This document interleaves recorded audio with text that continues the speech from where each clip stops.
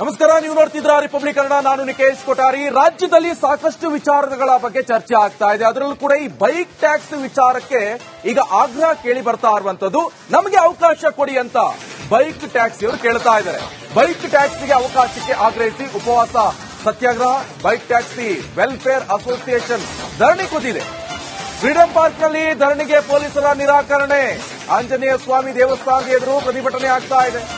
ಬೆಂಗಳೂರು ವಿಶ್ವವಿದ್ಯಾಲಯ ಬಳಿ bike taxi protest ಆಗ್ತಾ ಇದೆ. ಉಪವಾಸ ಸತ್ಯಾಗ್ರಹಕ್ಕೆ ತೀರ್ಮಾನ ಮಾಡಿದ್ದಾರೆ ಸಂಘಟನೆಯವರು.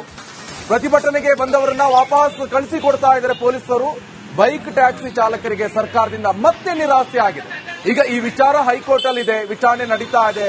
ಸದ್ಯ ಈಗ ಜುಲೈ 2ಕ್ಕೆ ಮತ್ತೆ ಈಗ ವಾದ ಪ್ರತಿವಾದ ನಡೆಸಲಾಗುತ್ತೆ ಹೈಕೋರ್ಟ್ ಅಲ್ಲಿ.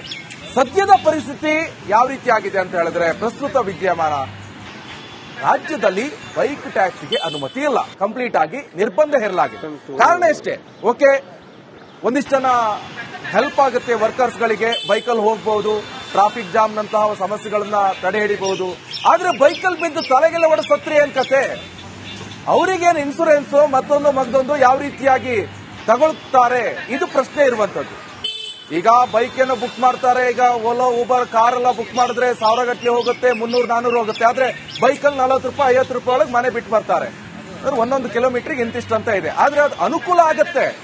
ಅನಾನುಕೂಲ ಅಂತ ಹೇಳಿದ್ರೆ ಆಕ್ಸಿಡೆಂಟ್ ಆಯ್ತು, ಬೈಕಲ್ಲಿ ಹಿಂದಿದ್ದವನು ಬಿದ್ದ, ಅಥವಾ ಮಹಿಳೆ ಪ್ರಯಾಣ ಮಾಡ್ತಾ ಇರುವಂತಹ ಸಂದರ್ಭದಲ್ಲಿ ಬೈಕ್ ಚಾಲಕ ಏನೋ ಕಿರುಕುಳ ಕೊಟ್ಟ, ಲೈಂಗಿಕ ದೌರ್ಜನ್ಯ, ಇದರ ವಿಚಾರದಲ್ಲಿ ಏನ್ ಕ್ರಮ ತೆಗೆದುಕೊಳ್ಳುತ್ತೆ ಸರ್ಕಾರ? ಸೊ ಸರ್ಕಾರ ಯಾವ ರೀತಿಯಾಗಿ ಸಾಕಷ್ಟು ನಿಯಮಾವಳಿಗಳನ್ನ ರೂಪಿಸಿದೆ ಅಂತ ಹೈಕೋರ್ಟ್ ಪ್ರಶ್ನೆ ಮಾಡ್ತು. ಆದ್ರೆ ಸರ್ಕಾರ ಇದಕ್ಕೆ ಯಾವುದೇ ರೀತಿಯಾದಂತಹ ನಿಯಮಾವಳಿಗಳನ್ನ ರೂಪಿಸಲಿಲ್ಲ. ಈಗ ಕಂಪನಿಯಲ್ಲಿ ಬಂತು, ಅವಕಾಶ ಕೇಳಿತು, ಇವರು ಓಕೆ ಅಂತ ಕೊಟ್ಬಿಟ್ಟಿದ್ರು. ನಿಯಮಾವಳಿ ಏನು ಅಂತ ಪ್ರಶ್ನೆ ಮಾಡ್ತಾ ಇದೆ ಈಗ ಕಾನೂನು. ಕೊಟ್ಟಿದ್ರು ಬೈಕ್ ಟ್ಯಾಕ್ಸ್ ಅಂತೇಳಿ ಏನೋ ಮೀಟಿಂಗ್ ಇದೆ ಅಂತ, ಏನೋ ಜನಗಳು ಒಳ್ಳೇದಾಗುತ್ತೆ ಅಂತ ನಾವು ಬಂದಿದ್ವಿ ನೋಡೋ ಅಂತ. ಈಗ ಜನಗಳು ತುಂಬಾ ತೊಂದರೆ ಆಗ್ಬಿಟ್ಟಿದೆ. ಈಗ ಆರ್ಥಿಕ ಪರಿಸ್ಥಿತಿಯಲ್ಲಿ ಎಲ್ಲರೂ ಗೊತ್ತೇ ಇದೆ ವಿಷಯ. ಈಗ ಕಮ್ಮಿ ದುಡ್ಡಿಗೆ ಕರ್ಕೊಂಡು ಹೋಗ್ತಾರೆ ಬೈಕ್ ಟ್ಯಾಕ್ಸಿ, ಆಮೇಲೆ ಬೇಗ ಹೋಗ್ಬೋದು, ಜನರಿಗೆ ಅನುಕೂಲ ಇದೆ ಇದರಿಂದ. ಅಲ್ಲ, ವ್ಯಕ್ತಿವಾಗಿ ಹೇಳ್ಬೋದು, ಅದು ಜನರಲ್ ಆಗಿ ಹೇಳ್ಬೇಕು ನಾವು. ಯಾಕಂದ್ರೆ ಜನರಲ್ ಆಗಿ ಏನಿದೆ ಅದು ಹೇಳ್ಬೇಕಲ್ವ ನಾವು, ಒಬ್ರಿಗೆ ಇಬ್ರಿಗೆ ಅಂತಲ್ಲ. ಈಗ ಜನಗಳಿಗೆ ಆಗ್ಬೋದು. ಈಗ ಎಷ್ಟೋ ಜನ ಲಾಯರ್ ಕೆಲಸ ಮಾಡ್ತಾರೆ ಇದರಲ್ಲಿ, ಲಾಯರ್ಸ್ಗಳು ಮಾರ್ಕೆಟ್. ನಮಸ್ಕಾರ, ನೀವು ನೋಡ್ತಿದ್ರ ರಿಪಬ್ಲಿಕ್ ಕನ್ನಡ. ನಾನು ನಿಕೇಶ್ ಕೊಠಾರಿ. ರಾಜ್ಯದಲ್ಲಿ ಸಾಕಷ್ಟು ವಿಚಾರಗಳ ಬಗ್ಗೆ ಚರ್ಚೆ ಆಗ್ತಾ ಇದೆ. ಅದರಲ್ಲೂ ಕೂಡ ಈ ಬೈಕ್ ಟ್ಯಾಕ್ಸ್ ವಿಚಾರಕ್ಕೆ ಈಗ ಆಗ್ರಹ ಕೇಳಿ ಬರ್ತಾ ಇರುವಂತದ್ದು. ನಮಗೆ ಅವಕಾಶ ಕೊಡಿ ಅಂತ ಬೈಕ್ ಟ್ಯಾಕ್ಸಿ ಅವರು ಕೇಳ್ತಾ ಇದ್ದಾರೆ. ಬೈಕ್ ಟ್ಯಾಕ್ಸಿಗೆ ಅವಕಾಶಕ್ಕೆ ಆಗ್ರಹಿಸಿ ಉಪವಾಸ ಸತ್ಯಾಗ್ರಹ.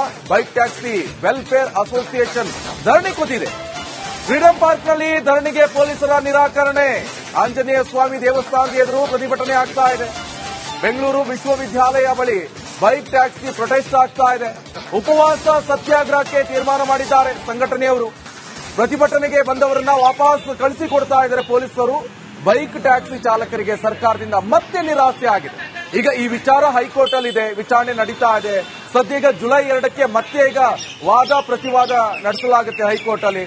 ಸದ್ಯದ ಪರಿಸ್ಥಿತಿ ಯಾವ ರೀತಿಯಾಗಿದೆ ಅಂತ ಹೇಳಿದ್ರೆ, ಪ್ರಸ್ತುತ ವಿದ್ಯಮಾನ ರಾಜ್ಯದಲ್ಲಿ ಬೈಕ್ ಟ್ಯಾಕ್ಸಿಗೆ ಅನುಮತಿ ಇಲ್ಲ. ಕಂಪ್ಲೀಟ್ ಆಗಿ ನಿರ್ಬಂಧ ಹೇರಲಾಗಿದೆ. ಕಾರಣ ಎಷ್ಟೇ, ಓಕೆ, ಒಂದಿಷ್ಟು ಜನ ಹೆಲ್ಪ್ ಆಗುತ್ತೆ ವರ್ಕರ್ಸ್ ಗಳಿಗೆ. ಬೈಕಲ್ಲಿ ಹೋಗಬಹುದು, ಟ್ರಾಫಿಕ್ ಜಾಮ್ ನಂತಹ ಸಮಸ್ಯೆಗಳನ್ನ ತಡೆ ಹಿಡಿಬಹುದು. ಆದ್ರೆ ಬೈಕಲ್ಲಿ ಬಿದ್ದು ತಲೆಗೆಲ್ಲ ಒಡ ಸತ್ರಿ ಏನ್ ಕತೆ? ಅವರಿಗೇನು ಇನ್ಸೂರೆನ್ಸ್ ಮತ್ತೊಂದು ಯಾವ ರೀತಿಯಾಗಿ ತಗೊಳ್ತಾರೆ, ಇದು ಪ್ರಶ್ನೆ ಇರುವಂತದ್ದು. ಈಗ ಬೈಕ್ ಏನೋ ಬುಕ್ ಮಾಡ್ತಾರೆ, ಈಗ ಓಲೋ ಊಬರ್ ಕಾರ್ ಎಲ್ಲ ಬುಕ್ ಮಾಡಿದ್ರೆ 1000 ಗಟ್ಟಲೆ ಹೋಗುತ್ತೆ, 300-400 ಹೋಗುತ್ತೆ. ಆದ್ರೆ ಬೈಕಲ್ಲಿ 40 ರೂಪಾಯಿ 50 ರೂಪಾಯಿ ಒಳಗೆ ಮನೆ ಬಿಟ್ಟು ಬರ್ತಾರೆ. ಒಂದೊಂದು ಕಿಲೋಮೀಟರ್ಗೆ ಇಂತಿಷ್ಟು ಅಂತ ಇದೆ. ಆದ್ರೆ ಅದು ಅನುಕೂಲ ಆಗತ್ತೆ. ಅನಾನುಕೂಲ ಅಂತ ಹೇಳಿದ್ರೆ ಆಕ್ಸಿಡೆಂಟ್ ಆಯ್ತು, ಬೈಕಲ್ಲಿ ಹಿಂದಿದ್ದವನು ಬಿದ್ದ, ಅಥವಾ ಮಹಿಳೆ ಪ್ರಯಾಣ ಮಾಡ್ತಾ ಇರುವಂತಹ ಸಂದರ್ಭದಲ್ಲಿ ಬೈಕ್ ಚಾಲಕ ಏನೋ ಕಿರುಕುಳ ಕೊಟ್ಟ, ಲೈಂಗಿಕ ದೌರ್ಜನ್ಯ, ಇದರ ವಿಚಾರದಲ್ಲಿ ಏನ್ ಕ್ರಮ ತೆಗೆದುಕೊಳ್ಳುತ್ತೆ ಸರ್ಕಾರ? ಸೊ ಸರ್ಕಾರ ಯಾವ ರೀತಿಯಾಗಿ ಸಾಕಷ್ಟು ನಿಯಮಾವಳಿಗಳನ್ನ ರೂಪಿಸಿದೆ ಅಂತ ಹೈಕೋರ್ಟ್ ಪ್ರಶ್ನೆ ಮಾಡ್ತು. ಆದ್ರೆ ಸರ್ಕಾರ ಇದಕ್ಕೆ ಯಾವುದೇ ರೀತಿಯಾದಂತಹ ನಿಯಮಾವಳಿಗಳನ್ನ ರೂಪಿಸಲಿಲ್ಲ. ಈಗ ಕಂಪನಿಯಲ್ಲಿ ಬಂತು, ಅವಕಾಶ ಕೇಳಿತು, ಇವರು ಓಕೆ ಅಂತ ಕೊಟ್ಬಿಟ್ಟಿದ್ರು. ನಿಯಮಾವಳಿ ಏನು ಅಂತ ಪ್ರಶ್ನೆ ಮಾಡ್ತಾ ಇದೆ ಈಗ ಕಾನೂನು. ಕೊಟ್ಟಿದ್ರು ಬೈಕ್ ಟ್ಯಾಕ್ಸ್ ಅಂತೇಳಿ ಏನೋ ಮೀಟಿಂಗ್ ಇದೆ ಅಂತ, ಏನೋ ಜನಗಳು ಒಳ್ಳೇದಾಗುತ್ತೆ ಅಂತ ನಾವು ಬಂದಿದ್ವಿ ನೋಡೋ ಅಂತ. ಈಗ ಜನಗಳು ತುಂಬಾ ತೊಂದರೆ ಆಗ್ಬಿಟ್ಟಿದೆ. ಈಗ ಆರ್ಥಿಕ ಪರಿಸ್ಥಿತಿಯಲ್ಲಿ ಎಲ್ಲರೂ ಗೊತ್ತೇ ಇದೆ ವಿಷಯ. ಈಗ ಕಮ್ಮಿ ದುಡ್ಡಿಗೆ ಕರ್ಕೊಂಡು ಹೋಗ್ತಾರೆ ಬೈಕ್ ಟ್ಯಾಕ್ಸಿ, ಆಮೇಲೆ ಬೇಗ ಹೋಗ್ಬೋದು, ಜನರಿಗೆ ಅನುಕೂಲ ಇದೆ ಇದರಿಂದ. ಅಲ್ಲ, ವ್ಯಕ್ತಿವಾಗಿ ಹೇಳ್ಬೋದು, ಅದು ಜನರಲ್ ಆಗಿ ಹೇಳ್ಬೇಕು ನಾವು. ಯಾಕಂದ್ರೆ ಜನರಲ್ ಆಗಿ ಏನಿದೆ ಅದು ಹೇಳ್ಬೇಕಲ್ವ ನಾವು, ಒಬ್ರಿಗೆ ಇಬ್ರಿಗೆ ಅಂತಲ್ಲ.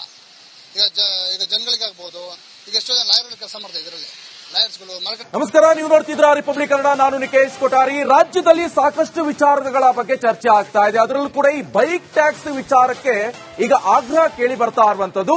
ನಮಗೆ ಅವಕಾಶ ಕೊಡಿ ಅಂತ ಬೈಕ್ ಟ್ಯಾಕ್ಸಿ ಅವರು ಕೇಳ್ತಾ ಇದ್ದಾರೆ. ಬೈಕ್ ಟ್ಯಾಕ್ಸಿಗೆ ಅವಕಾಶಕ್ಕೆ ಆಗ್ರಹಿಸಿ ಉಪವಾಸ ಸತ್ಯಾಗ್ರಹ. ಬೈಕ್ ಟ್ಯಾಕ್ಸಿ ವೆಲ್ಫೇರ್ ಅಸೋಸಿಯೇಷನ್ ಧರಣಿ ಕೂತಿದೆ. ಫ್ರೀಡಂ ಪಾರ್ಕ್ನಲ್ಲಿ ಧರಣಿಗೆ ಪೊಲೀಸರ ನಿರಾಕರಣೆ.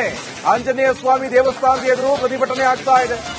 ಬೆಂಗಳೂರು ವಿಶ್ವವಿದ್ಯಾಲಯ ಬಳಿ ಬೈಕ್ ಟ್ಯಾಕ್ಸಿ ಪ್ರೊಟೆಸ್ಟ್ ಆಗ್ತಾ ಇದೆ. ಉಪವಾಸ ಸತ್ಯಾಗ್ರಹಕ್ಕೆ ತೀರ್ಮಾನ ಮಾಡಿದ್ದಾರೆ ಸಂಘಟನೆಯವರು. ಪ್ರತಿಭಟನೆಗೆ ಬಂದವರನ್ನ ವಾಪಸ್ ಕಳಿಸಿಕೊಡ್ತಾ ಇದ್ದಾರೆ ಪೊಲೀಸರು. ಬೈಕ್ ಟ್ಯಾಕ್ಸಿ ಚಾಲಕರಿಗೆ ಸರ್ಕಾರದಿಂದ ಮತ್ತೆ ನಿರಾಸೆ ಆಗಿದೆ. ಈಗ ಈ ವಿಚಾರ ಹೈಕೋರ್ಟ್ ಅಲ್ಲಿ ಇದೆ, ವಿಚಾರಣೆ ನಡೀತಾ ಇದೆ. ಸದ್ಯ ಜುಲೈ 2ಕ್ಕೆ ಮತ್ತೆ ಈಗ ವಾದ ಪ್ರತಿವಾದ ನಡೆಸಲಾಗುತ್ತೆ ಹೈಕೋರ್ಟ್ ಅಲ್ಲಿ. ಸದ್ಯದ ಪರಿಸ್ಥಿತಿ ಯಾವ ರೀತಿಯಾಗಿದೆ ಅಂತ ಹೇಳಿದ್ರೆ, ಪ್ರಸ್ತುತ ವಿದ್ಯಮಾನ ರಾಜ್ಯದಲ್ಲಿ ಬೈಕ್ ಟ್ಯಾಕ್ಸಿಗೆ ಅನುಮತಿ ಇಲ್ಲ, ಕಂಪ್ಲೀಟ್ ಆಗಿ ನಿರ್ಬಂಧ ಹೇರಲಾಗಿದೆ. ಕಾರಣ ಎಷ್ಟೇ, ಓಕೆ, ಒಂದಿಷ್ಟನ್ನ ಹೆಲ್ಪ್ ಆಗುತ್ತೆ ವರ್ಕರ್ಸ್ಗಳಿಗೆ, ಬೈಕಲ್ಲಿ ಹೋಗಬಹುದು, ಟ್ರಾಫಿಕ್ ಜಾಮ್ ನಂತಹ ಸಮಸ್ಯೆಗಳನ್ನ ತಡೆ ಹಿಡಿಬಹುದು. ಆದ್ರೆ ಬೈಕಲ್ಲಿ ಬಿದ್ದು ತಲೆಗೆಲ್ಲ ಹೊಡೆದ ಸತ್ರೆ ಏನ್ ಕತೆ? ಅವರಿಗೇನು ಇನ್ಸೂರೆನ್ಸ್ ಮತ್ತೊಂದು ಮಗದೊಂದು ಯಾವ ರೀತಿಯಾಗಿ ತಗೊಳ್ತಾರೆ, ಇದು ಪ್ರಶ್ನೆ ಇರುವಂತದ್ದು. ಈಗ ಬೈಕ್ ಏನೋ ಬುಕ್ ಮಾಡ್ತಾರೆ, ಈಗ ಓಲೋ ಊಬರ್ ಕಾರ್ ಎಲ್ಲ ಬುಕ್ ಮಾಡಿದ್ರೆ 1000 ಗಟ್ಟಲೆ ಹೋಗುತ್ತೆ, 300-400 ಹೋಗುತ್ತೆ. ಆದ್ರೆ ಬೈಕಲ್ಲಿ 40 ರೂಪಾಯಿ 50 ರೂಪಾಯಿ ಒಳಗೆ ಮನೆ ಬಿಟ್ಟು ಬರ್ತಾರೆ. ಒಂದೊಂದು ಕಿಲೋಮೀಟರ್ಗೆ ಇಂತಿಷ್ಟು ಅಂತ ಇದೆ. ಆದ್ರೆ ಅದು ಅನುಕೂಲ ಆಗತ್ತೆ. ಅನಾನುಕೂಲ ಅಂತ ಹೇಳಿದ್ರೆ ಆಕ್ಸಿಡೆಂಟ್ ಆಯ್ತು, ಬೈಕಲ್ಲಿ ಹಿಂದಿದ್ದವನ್ ಬಿದ್ದ, ಅಥವಾ ಮಹಿಳೆ ಪ್ರಯಾಣ ಮಾಡ್ತಾ ಇರುವಂತ ಸಂದರ್ಭದಲ್ಲಿ ಬೈಕ್ ಚಾಲಕ ಏನೋ ಕಿರುಕುಳ ಕೊಟ್ಟ, ಲೈಂಗಿಕ ದೌರ್ಜನ್ಯ, ಇದರ ವಿಚಾರದಲ್ಲಿ ಏನ್ ಕ್ರಮ ತೆಗೆದುಕೊಳ್ಳುತ್ತೆ ಸರ್ಕಾರ?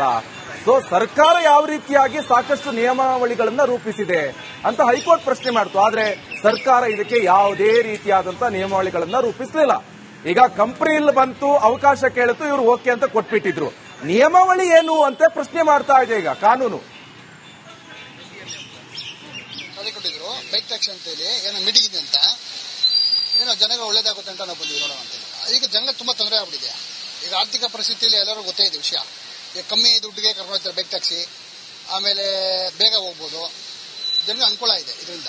ಅಲ್ಲ, ವ್ಯಕ್ತಿವಾಗಿ ಹೇಳ್ಬೋದು, ಅದು ಜನರಲ್ ಆಗಿ ಹೇಳ್ಬೇಕು ನಾವು. ಯಾಕಂದ್ರೆ ಜನರಲ್ ಆಗಿ ಏನಿದೆ ಅದು ಹೇಳ್ಬೇಕಲ್ವ ನಾವು, ಒಬ್ರಿಗೆ ಇಬ್ರಿಗೆ ಅಂತಲ್ಲ. ನಮಸ್ಕಾರ, ನೀವು ನೋಡ್ತಿದ್ರ ರಿಪಬ್ಲಿಕ್ ಕನ್ನಡ. ನಾನು ನಿಕೇಶ್ ಕೊಠಾರಿ. ರಾಜ್ಯದಲ್ಲಿ ಸಾಕಷ್ಟು ವಿಚಾರಗಳ ಬಗ್ಗೆ ಚರ್ಚೆ ಆಗ್ತಾ ಇದೆ. ಅದರಲ್ಲೂ ಕೂಡ ಈ ಬೈಕ್ ಟ್ಯಾಕ್ಸ್ ವಿಚಾರಕ್ಕೆ ಈಗ ಆಗ್ರಹ ಕೇಳಿ ಬರ್ತಾ ಇರುವಂತದ್ದು. ನಮಗೆ ಅವಕಾಶ ಕೊಡಿ ಅಂತ ಬೈಕ್ ಟ್ಯಾಕ್ಸಿ ಅವರು ಕೇಳ್ತಾ ಇದ್ದಾರೆ. ಬೈಕ್ ಟ್ಯಾಕ್ಸಿಗೆ ಅವಕಾಶಕ್ಕೆ ಆಗ್ರಹಿಸಿ ಉಪವಾಸ ಸತ್ಯಾಗ್ರಹ. ಬೈಕ್ ಟ್ಯಾಕ್ಸಿ ವೆಲ್ಫೇರ್ ಅಸೋಸಿಯೇಷನ್ ಧರಣಿ ಕೂತಿದೆ. ಫ್ರೀಡಂ ಪಾರ್ಕ್ನಲ್ಲಿ ಧರಣಿಗೆ ಪೊಲೀಸರ ನಿರಾಕರಣೆ. ಆಂಜನೇಯ ಸ್ವಾಮಿ ದೇವಸ್ಥಾನದ ಎದುರು ಪ್ರತಿಭಟನೆ ಆಗ್ತಾ ಇದೆ. ಬೆಂಗಳೂರು ವಿಶ್ವವಿದ್ಯಾಲಯ ಬಳಿ ಬೈಕ್ ಟ್ಯಾಕ್ಸಿ ಪ್ರೊಟೆಸ್ಟ್ ಆಗ್ತಾ ಇದೆ. ಉಪವಾಸ ಸತ್ಯಾಗ್ರಹಕ್ಕೆ ತೀರ್ಮಾನ ಮಾಡಿದ್ದಾರೆ ಸಂಘಟನೆಯವರು. ಪ್ರತಿಭಟನೆಗೆ ಬಂದವರನ್ನ ವಾಪಸ್ ಕಳಿಸಿಕೊಡ್ತಾ ಇದ್ದಾರೆ ಪೊಲೀಸರು. ಬೈಕ್ ಟ್ಯಾಕ್ಸಿ ಚಾಲಕರಿಗೆ ಸರ್ಕಾರದಿಂದ ಮತ್ತೆ ನಿರಾಸೆ ಆಗಿದೆ. ಈಗ ಈ ವಿಚಾರ ಹೈಕೋರ್ಟ್ ಅಲ್ಲಿ ಇದೆ, ವಿಚಾರಣೆ ನಡೀತಾ ಇದೆ. ಸದ್ಯ ಜುಲೈ 2ಕ್ಕೆ ಮತ್ತೆ ಈಗ ವಾದ ಪ್ರತಿವಾದ ನಡೆಸಲಾಗುತ್ತೆ ಹೈಕೋರ್ಟ್ ಅಲ್ಲಿ. ಸದ್ಯದ ಪರಿಸ್ಥಿತಿ ಯಾವ ರೀತಿಯಾಗಿದೆ ಅಂತ ಹೇಳಿದ್ರೆ, ಪ್ರಸ್ತುತ ವಿದ್ಯಮಾನ ರಾಜ್ಯದಲ್ಲಿ ಬೈಕ್ ಟ್ಯಾಕ್ಸಿಗೆ ಅನುಮತಿ ಇಲ್ಲ, ಕಂಪ್ಲೀಟ್ ಆಗಿ ನಿರ್ಬಂಧ ಹೇರಲಾಗಿದೆ. ಕಾರಣ ಎಷ್ಟೇ, ಓಕೆ, ಒಂದಿಷ್ಟನ್ನ ಹೆಲ್ಪ್ ಆಗುತ್ತೆ ವರ್ಕರ್ಸ್ಗಳಿಗೆ, ಬೈಕಲ್ಲಿ ಹೋಗಬಹುದು, ಟ್ರಾಫಿಕ್ ಜಾಮ್ ನಂತಹ ಸಮಸ್ಯೆಗಳನ್ನ ತಡೆ ಹಿಡಿಬಹುದು. ಆದ್ರೆ ಬೈಕಲ್ಲಿ ಬಿದ್ದು ತಲೆಗೆಲ್ಲ ಹೊಡೆದ ಸತ್ರೆ ಏನ್ ಕತೆ? ಅವರಿಗೇನು ಇನ್ಸೂರೆನ್ಸ್ ಮತ್ತೊಂದು ಮಗದೊಂದು ಯಾವ ರೀತಿಯಾಗಿ ತಗೊಳ್ತಾರೆ, ಇದು ಪ್ರಶ್ನೆ ಇರುವಂತದ್ದು.